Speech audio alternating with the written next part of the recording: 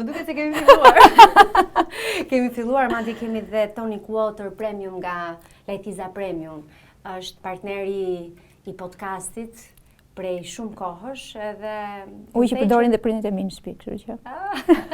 Shqiptarët jemi të lidhur me Lajtizën, edhe më vjen shumë mirë që është partneri i këtij podcasti. Valbona Zeneli është e ftuara e këtij episodi. Kemi 3 vjet që e kemi lënë bashkë një podcast për historinë tënde, për karrierën tënde të suksesshme akademike në përbot, nga Milano, në Washington DC, në Gjermani. Në sa vende jeton ti?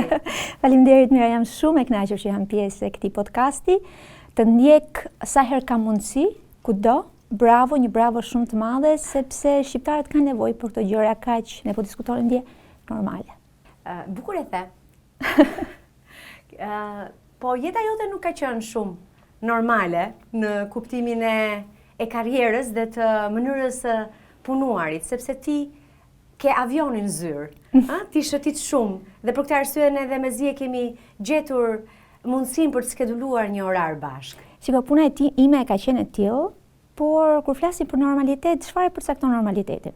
Ka normalitete të ndryshme. Dikujt mund t'i duket ajo rutina, mëngjes në punë, kthehesh mbasdite në shtëpi, shikon një telenovela. Mundet, edhe ajo është pjesë shumë e bukur, është pjesë e normalitetit, e balancave që njeriu ka në jetë.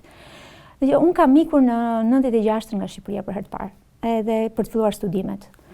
Mbaj mend, ka qenë hera e parë që udhtoja jashtë në Perëndim.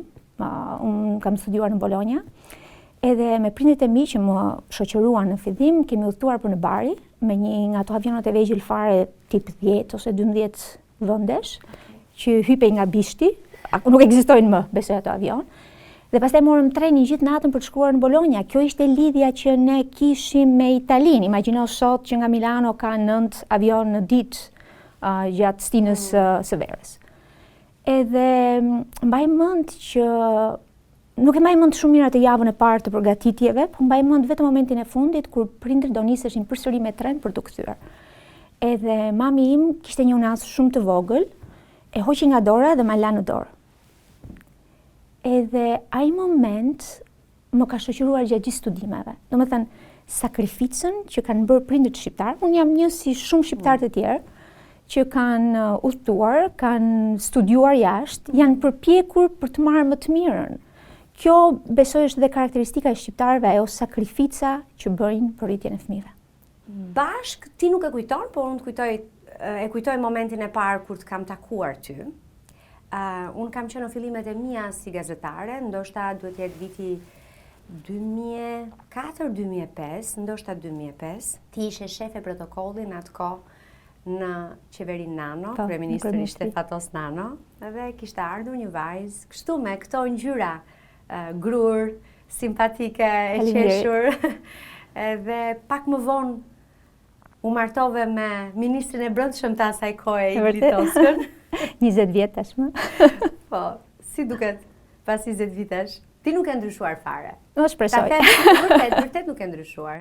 Je e njëjta bon. Martesa është e njëjta, më e bukur. Më e bukur. Sigurisht më e bukur se ti njihesh me tjetrin. Në fillim ti zgjedh dhe ke atë shpresën që gjërat të shkojnë mirë dhe pastaj ti bëhesh pjesë e një qëllimi. Kolaudohesh, absolutisht. Dhe ti e shkëpute një karrierë që po niste këtu dhe mund të kishte vijuar pa dyshim, ndalove dhe ndoqe karrierën tënde akademike jashtë Shqipërisë.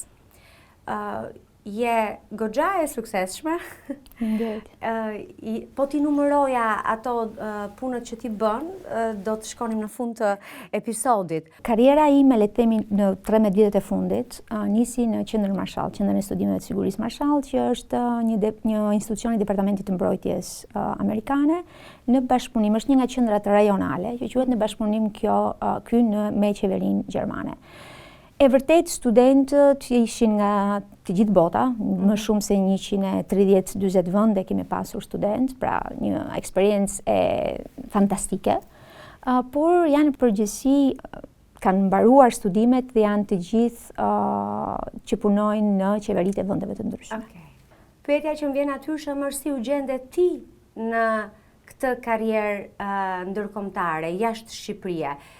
Gjithmonë i pyes të ftuarit kur kanë këto momentet e veçanta, historike për jetën e tyre. Është një takim, është një plan që e ke patur gjithmonë që kur ishe ti studente në Bologna që do të bëje një karrierë përtej Shqipërisë, tonë të bukur po të vogël, apo diçka tjetër? Si ndodhi?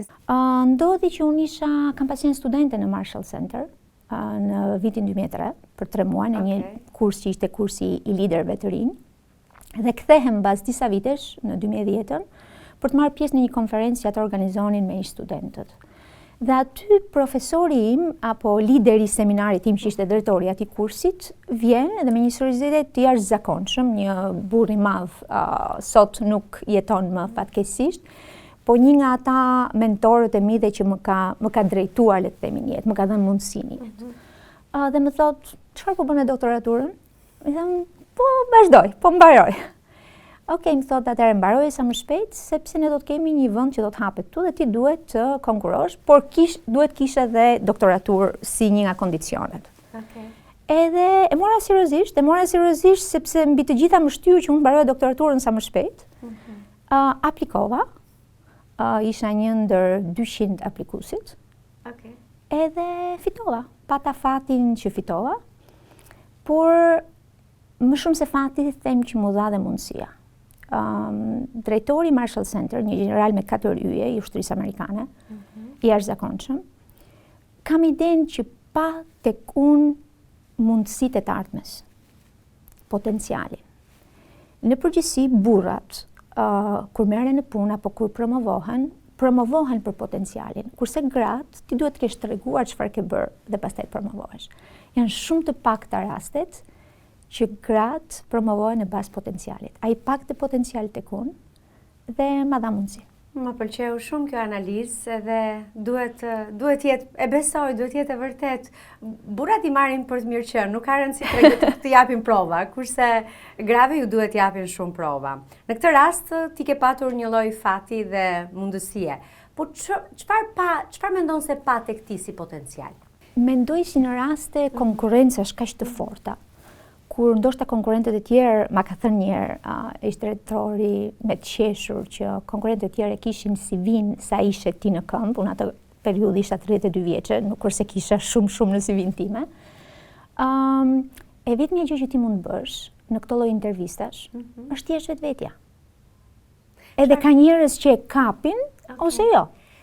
Cili është sekreti i intervistave? Për shembull, unë e kuptoj që t'jesh i hapur, t'jesh i sinqert, t'jesh i shpejt. Nuk është se kam dhënë intervista në jetën time, se kam jetuar dhe punuar gjithmonë në Shqipëri dhe nuk është se kam patur fatin apo më çdo mundësia që t'tregoj të gjej një punë përmes një intervista, që të kuptohemi. Por jam kurioze të di si funksionon, sepse tani intervistat janë shumë të rëndësishme, shumë më të rëndësishme se sa diplomat apo çdo lloj medalje që ti mund të marrësh me vete, apo ato civica ti në këmbë kur ishe 30 vjeç. Domethënë, në intervistën tënde, çfarë mendon se rrezatoi atë energjinë dhe potencialin e mundshëm të mirë? Dgjoj, përgatitja është baza mbi të gjitha. Pra ti duhet jesh e përgatitur për çfarë lloj interviste. Dhe intervistat janë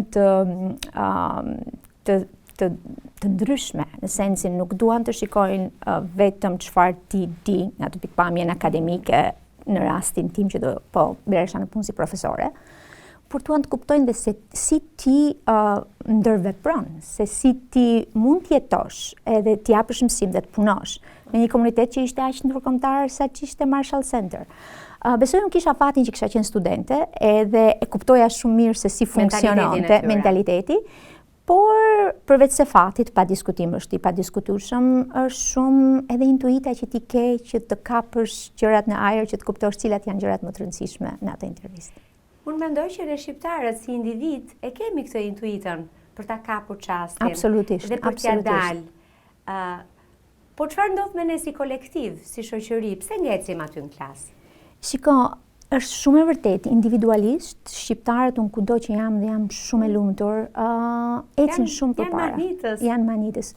Kam idenë që më tepër në mënyrë individuale sepse ka qenë kjo pjesa e sakrificave. Ne nuk kemi jetuar, një treta shqiptarëve sot jeton jashtë që nga vitet 90.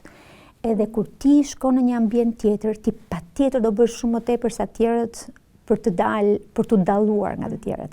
Pra ky shpirti i sakrificës edhe i persistencës që ne kemi, këmbguljen që ne kemi, besoj janë nga karakteristikat kryesore që i bëjnë shqiptarët që t'jenë të suksesshëm. Që duhet bashkëpunojmë pak më shumë me njëri tjetrin, absolutisht po. Po ndoshta nga konkurenca shumë e fortë sepse shqiptarët janë popullsi e vogël, edhe kjo mund të jetë arsye. E diskutojmë shpesh këtë edhe me miq, që pse nuk bëjmë pak më shumë për njëri tjetrin. E diskuton me miq shqiptar apo e diskuton dhe me miq amerikan, europian? Shiko, besoj se nuk është karakteristikë vetëm shqiptarëve, është karakteristikë e vendeve të vogla. Mua më ka rënë fati që të udhtoj në shumë vende, sidomos ato në tranzicion, që kanë pasur të kaluara jo të njëjta, po të përngjashme ndoshta me shqiptarët. Edhe janë këto instiktet, mendoj akoma në fillimet, sidomos në tranzicionet ekonomike, në tranzicionet demokratike të vendeve, që ajo konkurreshmëria është shumë e fortë midis llojit për shkak të vendeve të vogla. Ti punon me amerikanët, por punon edhe me europianët. Je përtej oqeanit, po dhe në anën tjetër, në anën këndej të oqeanit. Çfarë dallon Bona tek amerikanët, një tipare që i dallojnë ato, që i evidentojnë ato, dhe çfarë sheh diferenca tek europianët? Si do t'i përshkruaje? Që është se shikojmë, domethënë kam fatin që të kem më të mirën e dy botëve, sidomos të kohët e fundit, sepse deri para një viti, 2 vitesh, kam qenë më shumë e stacionuar në Gjermani. Edhe djali ishte më i vogël, përpiqesha edhe udhëtimet i kisha shumë më të shkurtra, që t'isha sa më prezente pa diskutim. Por këto 2 vite e fundit ka qenë vërtet të ndara midis Amerikës edhe Europës. Tani shiko, mendoj që gjitha ato përcaktimet janë shablone. Njerëzit janë aq të ngjashëm dhe aq të ndryshëm. Unë këtë që kam vënë në vitet e fundit është që jemi shumë të ngjashëm edhe midis njëri tjetrit, kemi të njëjtat halle, kemi të njëjtat probleme, kemi të njëjtat interesa dhe na gëzojnë të njëjtat gjëra. Pra jemi shumë më të ngjashëm botërisht themi, se sa na mendojmë. Gjërat e rëndësishme janë të pakta kudo. Problemet janë shumë të ngjashme kudo. Kështu që nuk e mendoj se ka këto shablone ndarjesh midis. Njerëzit janë njerëz kudo. Njerëzit janë njerëz kudo. Atë që ndoshta do vija re midis amerikanëve dhe europianëve është ajo sensi i punës, jo thjesht përgjegjësia e punës, por pasi edhe një përgjegjësie personale për punën që bëjnë. Shikon, ndoshta ky ka qenë dhe fati im që kam punuar me njerëz, sidomos ushtarak, që kanë një sens shumë të fortë përgjegjësie. Por unë mendoj që ngjashmëritë apo dallimet mund të jenë më të mëdha brenda kontinentit vet, pra midis amerikanëve dhe midis europianëve, le të themi, se sa ato ndër atlantike, transatlantike. Ku shijohet jeta? Ku të shijon ty jeta? Sigurisht në Europë, sigurisht në Itali. Në Milano. Unë kam rezidencën fiskale, kur më pyesin ku jeton. Rezidencën fiskale e kam Milano tashmë. Pra ti shtëpinë e ke në Milano, e gjetëm shtëpinë. Paguaj taksat. Por kam fatin, vërtet kam fatin që të udhtoj edhe marr shumë nga kjo punë. Unë kur udhtoj, Bona, kam këtë ndjesinë që edhe 3 ditë arrit të stakohem, gati i harroj gjërat që kam lënë këtu. Edhe po mendoja tani që ti që bën këtë lloj jete në je një lloj udhëtare e botës për shkak të punës, profesionit, atë krijon ndonjëherë një farë shqetësimi, ke nevojë të mbështesësh këmbën në tokë dhe të fokusohesh, apo njeriu e gjen fokusin e vet dhe mësohet me çdo lloj normaliteti, l'equilibrio sulla follia, ekuilibri mbi çmendurinë edhe mbi anormaliteti.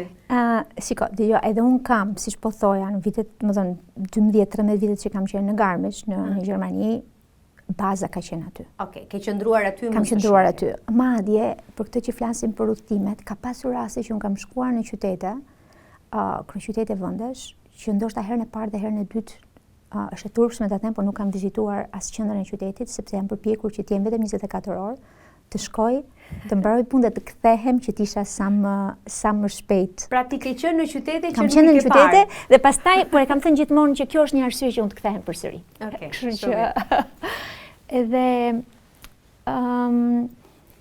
shiko, të kthehet, sidomos me distancat që janë zvogluar sot, është bëhet shumë normale. Plus njeriu është i përqendruar ndjek. Jo, e kisha fjalën psikologjikisht atë ndikon kjo gjë që shkëputje nga një realitet në tjetrin, se janë kontekste të ndryshme. Shiko, ti fillon dhe ndallon, të paktën mua më bën, për mua është e vërtet, ti fillon ndallon dhe aromat e qyteteve. Ti ndjen që një qytet i caktuar ka një erë lulesh të caktuar. Çfarë arome ka Washington DC? Tani ka ato cherry blossoms, që është një mrekulli, sidomos në pranverë, është një mrekulli. I kam parë tek Instagrami Ilvës time. Po, ton. Edhe tek Instagrami Barack Obamës. janë të mrekullueshme. Okej. Edhe Po Milano? Shiko, Milano, për mua kthimi në Itali, që një lloj edhe mbyllje e ciklit që unë kisha filluar në Itali në vitin 96, si unë kam qenë brezi i dytë i shqiptarëve që kanë ikur të studiojnë në Itali. Edhe nuk janë këto kohë, prandaj po e them që distancat janë shumë të shkurtuara sot, nuk janë këto kohë që ne jemi gjithkohës, unë me Timbir, jam në WhatsApp, jam në FaceTime, atëherë s'kishte, unë mbaj mend në 97-ën, kam pasur fatin të kem bursë të qeverisë italiane, kur kam shkuar. Kam zgjedhur të studioj ekonomi sepse bursa ishte për lëndën ekonomike, ndërkohë që unë doja të bëhesha juriste, pra po të them të rastësitë në jetë. Që ti, ato ishin mundësitë. Edhe ishin dy opsione, ose shkenca politike, ose shkenca ekonomike. Sepse nuk ishte bursa për juridik. Edhe unë vendosa që të vazhdoj ekonomi dhe jam shumë e lumtur që bëra atë zgjedhje sot. Por në atë moment ishte një zgjedhje detyruar. Dhe mbaj mend në 97-ën, 3-4 muaj, sidomos të krizës 97-s, që gjithë bursa ime shkonte për të paguar telefonin. Paguja diku në 700 deri në 800.000 leta në muaj, ka qenë ato telefonat që i kam pasur në korridor. Me prindrit, edhe ishte askati, edhe mateshin sa skate, sa impulse ishin harxuar, sepse këto ishin mundësitë në atë kohë, ndërkohë që sot është gjithçka shumë e kollajshme. E kuptoj këtë nevojën e telefonatës, e ka përshkruar në mënyrë fantastike Ermonela Jaho në ditët e para, në muajt e parë të saj në Itali. Ishte edhe prekse në fakt, sepse ajo tregonte se si nuk ishte më para për të bler bukë për të ngrënë, dhe ato që i kanë mbetur nuk ishte bler diçka për të ngrënë, por kishte shkuar dhe kishte bërë një telefonat në shtëpi. Absolutisht. Ermonela është e kam mike, edhe është një national treasure, është një thesar kombëtar, edhe është e totalisht e besoj sepse tash unë kisha një fat ndoshta që kisha një bursë jo shumë të siç janë bursat për studentët. Po. Bursë mbetet. Bursë mbetet, edhe por shikoja edhe tjerë kolegë, miq të mi që nuk e kishin ndoshta ato mundësi, pra e kanë konsideruar gjithmonë veten me fat. Edhe ne jemi rritur me shumë sakrifica. Unë mbaj mend që asnjëherë nuk doja që prindërve të mi t'i kërkoja diçka, pra unë duhet gjithçka ta përballoja me bursën time. Unë kisha menduar që babai yt, një diplomat i njohur në Shqipëri, Bashkim Zeneli, ka patur një lloj ndikimi, qoftë edhe në gjetjen e lidhjeve, ne themi connection, është shumë, por duke parë vimësinë tënde, nuk më duket që të ketë qenë shumë, por mbase dhe ka qenë. Shiko, i matë si për çdo vajzë, mendoj unë, është idulli. Jo se është thjesht babai im, po vërtet është i veçantë. Edhe unë i detyrohem atë çfarë kam unë arritur sot, ti me ati dhe ti me mëje, që kanë bërë sakrifica të jashtëzakonshme për mua. Ti meti sepse kam ndjerë që gjithë jetën më ka dhënë krah. Domethënë gjithmonë më ka dhënë krah të fluturoj. Për mua ai më ka shtyrë që të mos kem asnjë lloj pengese. Madje me më ka qenë ajo që shpesh herë më ka mbajtur pak me këmbë në tokë, me frena. Për mendimin tim mbi mbrapa çdo vajze që arrin diçka në jetë, sepse suksesi është i ndryshëm. Suksesi është edhe të vendosësh të rish në shtëpi me fëmijët, nuk ka gjë më të bukur të risësh fëmijët. Pra, po ti je e suksesshme dhe ti je e përmbushur, është babai. Edhe ne kam idenë që në shoqërinë shqiptare nuk i japim rëndësinë e duhur rolit të babait për vajzat. Okay. Është rol i padiskutueshëm.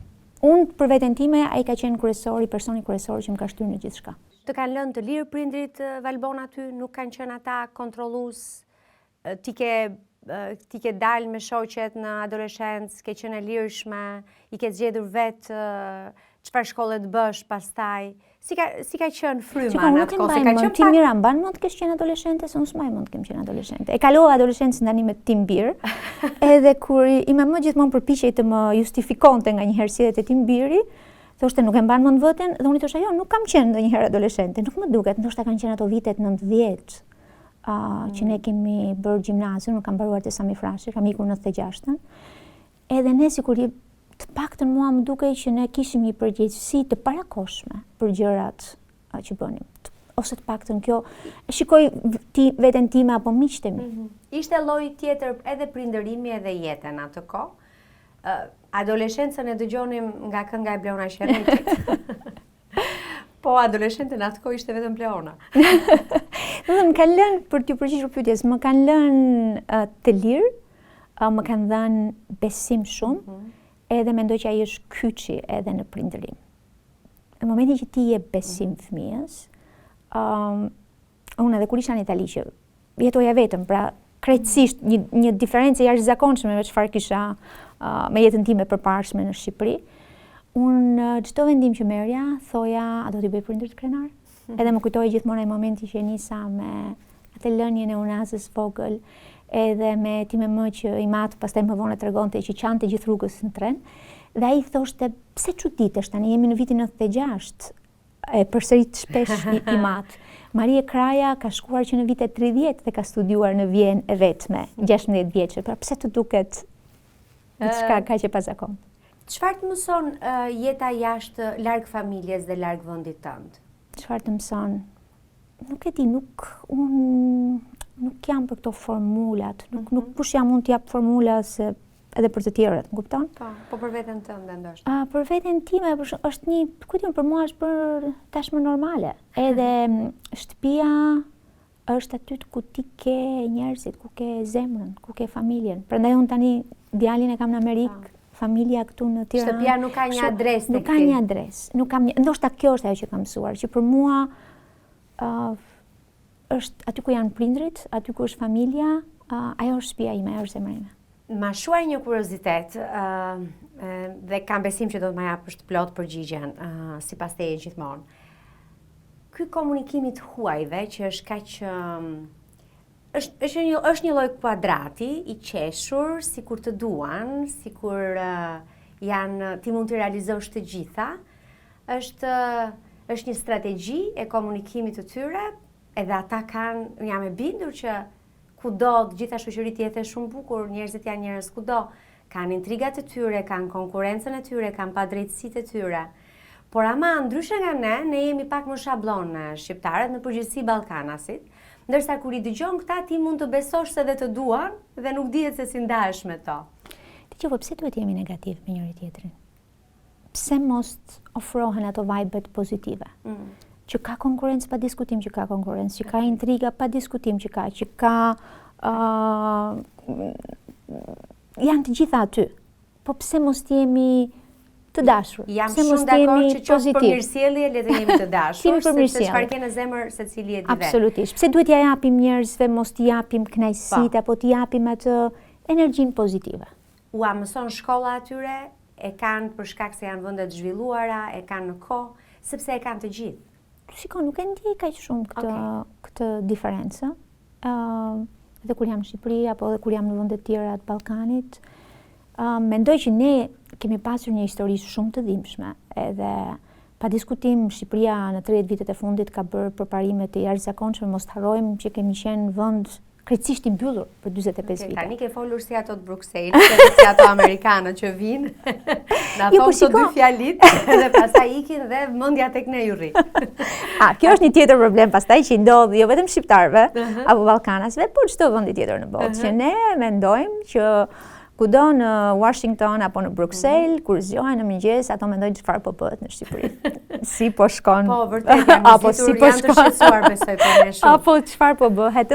Shiko, kam ide që ka të bëjë me gjitha vendet e vogla që ne mendojmë që jemi qendra e botës. Një ekonomiste në fushën e sigurisë bën shumë sens, sidomos tani kur po flitet kaq shumë për luftën ekonomike, se çfarë janë tarifat? Një lloj lufte ekonomike.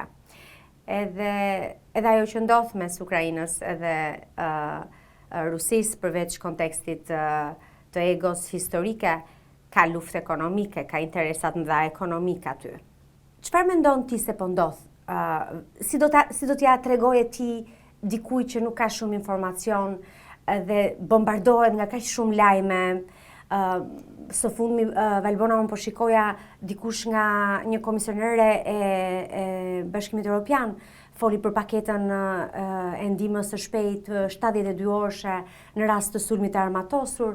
Njerëzit rrjeti kishte tërbuar, ishte irrituar duke thënë pse po na e bëni këtë, pse përhapni panik, a ka vërtet shanse për ndonjë luftë?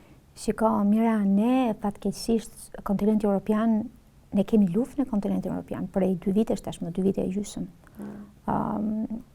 Agresioni rus ndaj Ukrainës, i dyti, sepse i pari kishte filluar në 2014, por ndoshta ky ka qenë problemi që nuk u tregua shumë kujdes. Mbeti diçka që mbeti në periferinë e Europës. Ndërkohë, skenat që ne kemi parë në 2 vitet e fundit, të kujtojnë luftën e dytë botërore, apo dhe luftën e Ballkanit, por në një skallë pak më të madhe për shkak të aktorëve të cilët janë të përfshirë, në këtë rast Rusia që ka sulmuar në mënyrë agresive dhe padrejtë Ukrainën.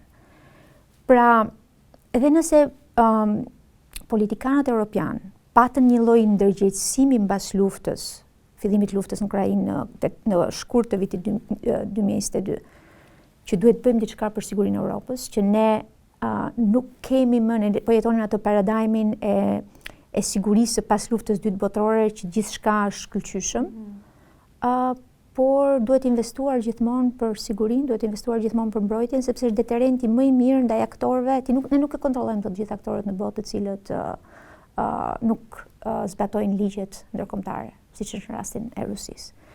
Pra, kam idenë që me pamjet që njerëzit pan më pas në televizione se çfarë po ndodhte, bombardimet që ishte brenda kontinentit evropian, kam idenë që zgjuan edhe te politikanët evropian një lloj ndërgjegjësimi më të madh për të marrë disa masa. Pra ne nuk duhet jemi të qetë, sepse ne vërtet nuk po ndodh në vendet afër nesh, por në Europë. Po lufta është në Europë. Që ne duhet jemi të përgatitur në sensin e reziliencës, sepse lufta, siç e shpjegove ti, Mira, nuk është thjesht lufta ka të bëjë me disinformacionin, ka të bëjë me ataqet kibernetike, ka të bëjë me luftën ekonomike. Ne ishim një luftë para 3 vjetësh, 4 vjetësh me Covidin, apo jo? Që patëm një disruption total të gjitha furnizimeve, apo jo? Të gjithë sistemit të jetës. Pra, kjo kam idenë që ka të bëjë me atë rritjen e ndërgjegjësimit, për të rritur reziliencën në popullsi, në institucione, për qenë gjithmonë të kujdesshëm se duhet jemi gjithmonë të përgatitur. Kjo nuk do të thotë që lufta do vi, por ne sa më shumë investojmë në reziliencë, aq më shumë të fortë kemi deterrencën ndaj këtyre aktorëve. E kuptoj.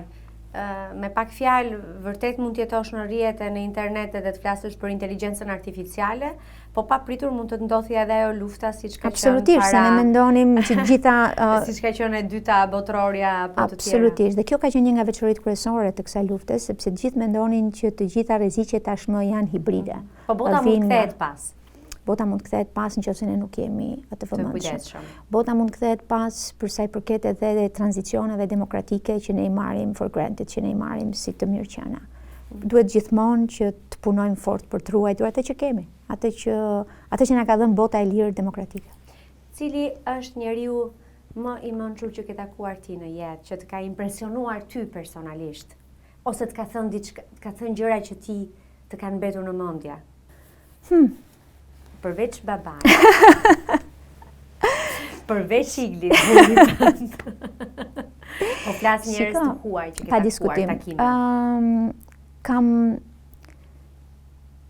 Ka shumë, nuk mund të përjashtoj një apo dy. Po në këtë rast kam mësuar shumë. Kam qenë gjithmonë aty për të marrë sa më shumë, për të mësuar sa më shumë. por në këtë rast do ta zgjeroja bisedën për të folur për rolin e mentorëve. Nga ata janë që unë kam marrë më shumë. Janë ata njerëz të cilët të japin këshillat në momentet e duhura të jetës, ti jo vetëm mëson gjatë gjithë procesit, po të japin dhe një lloj orientimi apo këshille në momentet e duhura. Të japin shtytjen, të japin vetbesimin. Ndërkohë në një moment që edhe ne nuk e kemi, ata janë mentorët më të mirë. Nuk e mbaj mend se kush ma tha që edhe Gjermania e ka humbur pak, nuk është më aq, trenat nuk janë aq në kohë, nuk ka aq shumë disiplinë, diçka po ndodh dhe atje. Shiko, me gjithë disiplinën gjermane, që kam qenë shumë e lumtur që kam jetuar atje, vërtet? Absolutisht. Trenat nuk kanë qenë asnjëherë në kohë. Trenat nuk kanë qenë asnjëherë në kohë. Kështu që kjo nuk është diçka e së fundit, ka qenë diçka që ka funksionuar ka ekzistuar në vitet e fundit. Të marr malli për Shqipërinë? Të mungon Shqipëria apo i ke humbur pak lidhjet tani? Vitet e fundit tash, sidomos vitet e fundit ka marrë shumë më shpesh. Besoj se me jetën ne edhe me moshën, ne rrallojmë, si thuash, numrin e personave me të cilin e kemi dhe forcojmë lidhjet me ato persona. Edhe ato që i ke miq sikur të shihesh një herë në vit apo çdo ditë. Si të duket Tirana sa herë që vjen? Përveç diellit. Tirana ka ndryshuar shumë. Madje edhe me miq, shpesh herë kam marrë dhe me miq të mi, kolegë të mi. Jo, e kam fjalën të vibe, jo të Tirana në aspektin viziv. E kisha fjalën në energji, në njerëzit që takon, njerëzit të duken më të qetë apo të duken më të stresuar, të duken më anksios, më të pasigurt, apo të duken më komfort dhe më vanitos ndoshta. Pak nga të gjitha. Varet se ti pastaj si zgjedh me këtë që qëndrosh. Dhe ato janë ato zgjedhjet që po thoya që ti zgjedh, pastaj bën zgjedhjet e tua. Ka stres. Ka një lloj ajo që unë për shembull shikoj në Itali, që nuk e gjej në Shqipëri. Është që njerëzit gëzohen me gjërat e vogla. Këtu ka diçka që secili strive, secili kërkon për të kapi gjën shumë të madhe. Dhe harron që lumturia dhe gëzimi është i përbërë nga gjërat shumë të vogla, shumë normale, që nuk duhet as të paguajmë për to. Nuk jemi qetësuar ende. Një picë me miq është kënaqësia më e madhe. Ktu duket sikur nuk të jep atë gëzimin. Ndoshta është dhe stresi që njerëzit kanë. Dhe me të drejtë e kanë. Anja Tufina është një shqiptare që jeton në Milano. Është një këshilltare mode, krijon ape, ka qenë podcaste dhe edhe ajo ma ka përshkruar Milano në mënyrë interesante, po që është ky sistemi jetës që gëzohem, thasë kur zgjohem, shoh një kishë aty përballë.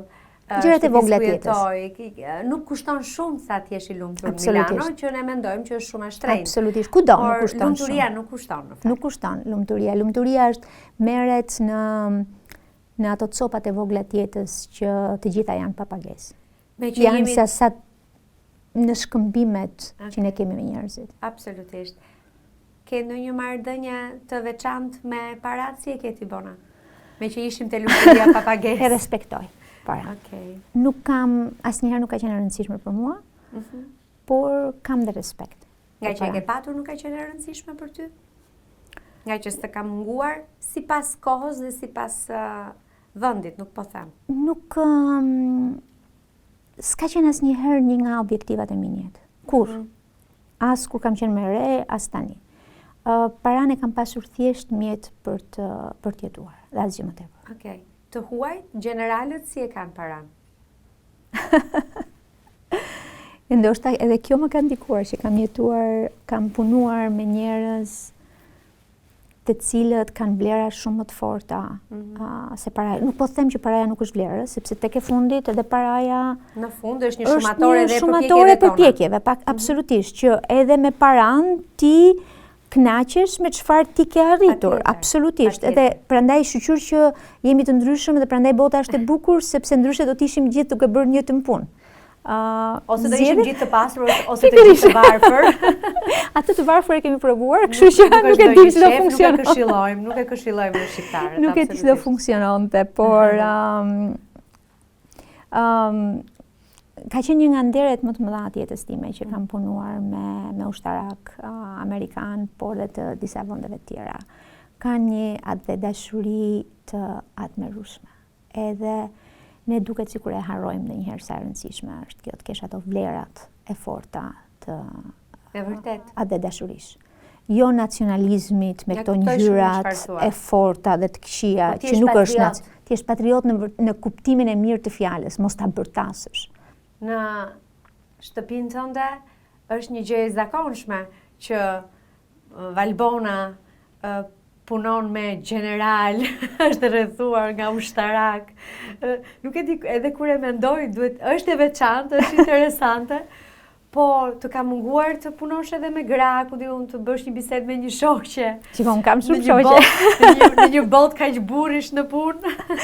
Shiko, kam shumë shoqe. Ma kujtohat që është Dario. Fort, ka qenë një episodi, Dario ka qenë diku 6 apo 7 vjeç, kur një herë, pa pritur, pa kujtuar, më thot, mami, po ti pse punon vetëm me burra, edhe bën një punë kaq të zymt, pse nuk je parukiere apo aktore?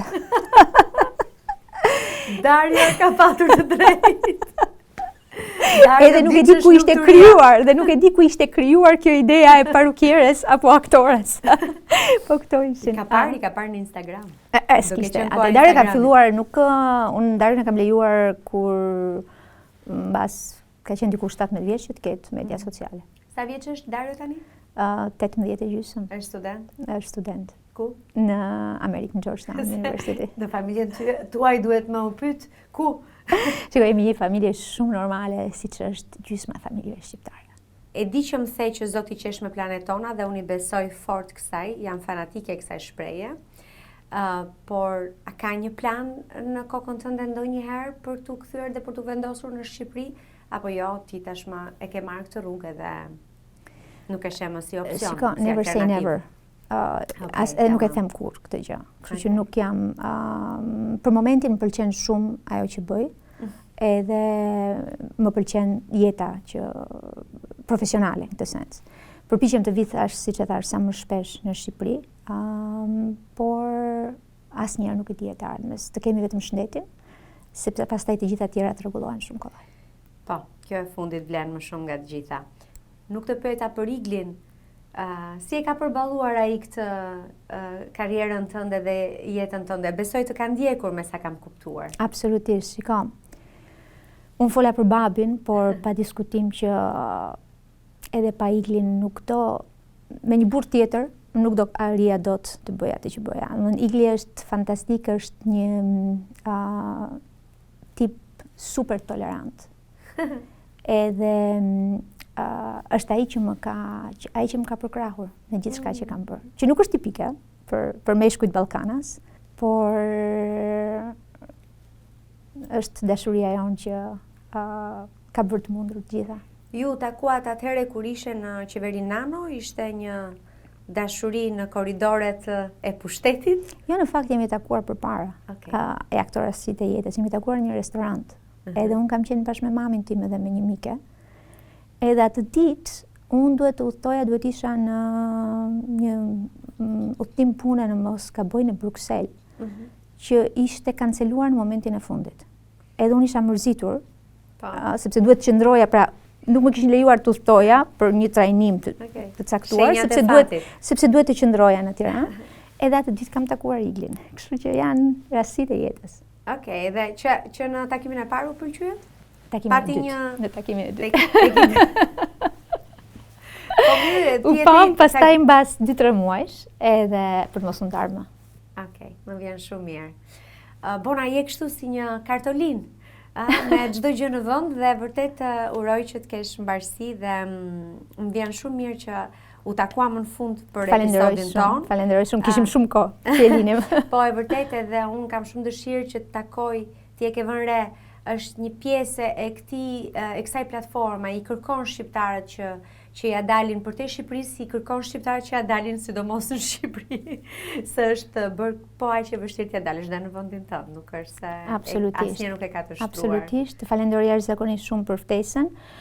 Faleminderit edhe që je publikut shqiptar këtë emision kaq të bukur, me njerëz të mirë që bëjnë në të madhen apo të voglën e tyre, japin një kontribut për shoqërinë jo vetëm shqiptare, po për shoqërinë europiane, sepse mos ta shikojmë botën, bota s'ka më kufi.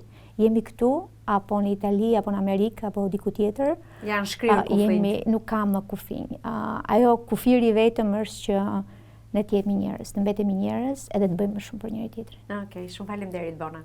Faleminderit.